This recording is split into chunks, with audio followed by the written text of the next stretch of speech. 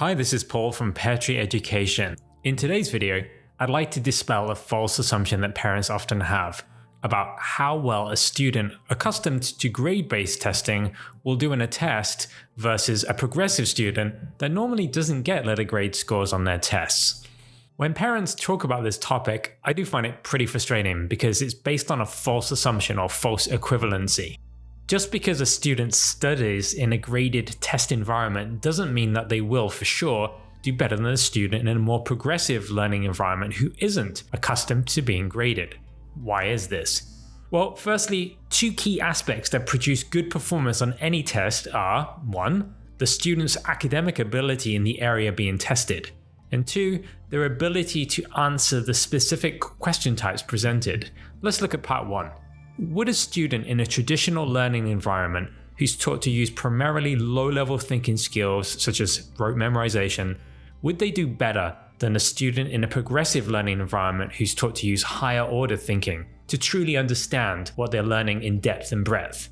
You could argue, well, that depends on the questions being asked. However, the simple truth is that both students could regurgitate facts, but only the progressive student would likely be able to provide more complex answers because they'd have a better level of understanding of the topic. Now let's look at part 2. Just because a test has grades doesn't mean that they have the same test questions.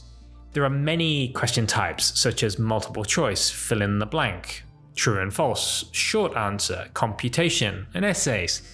Likewise, there are many objectives behind the questions being asked, such as can you memorize facts? Do you understand? Can you apply the knowledge that you've learned, especially in a real-world environment?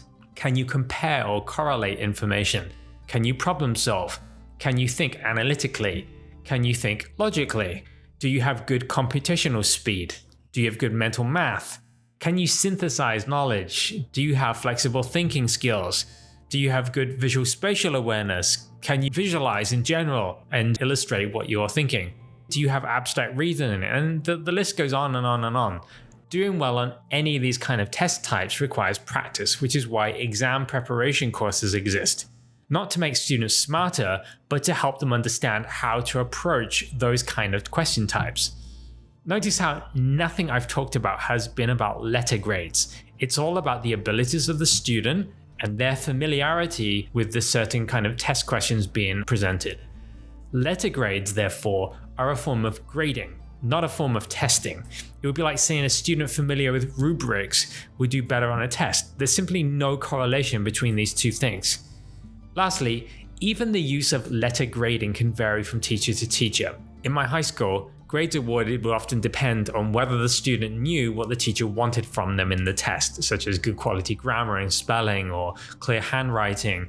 It also depended on how positive the teacher-student relationship was. If a teacher didn't like a student, they would very likely give bad grades to that student no matter how well they did. In other words, it depended on teacher bias. In many of my undergrad university courses, the professors used to provide us with the questions ahead of the exam and give us the answers to ensure we'd all do well on the tests. Is that performance there based on familiarity with being graded? Of course not. In my master's program, the professors generally said that everyone would get an A grade so long as we completed the assignments satisfactorily.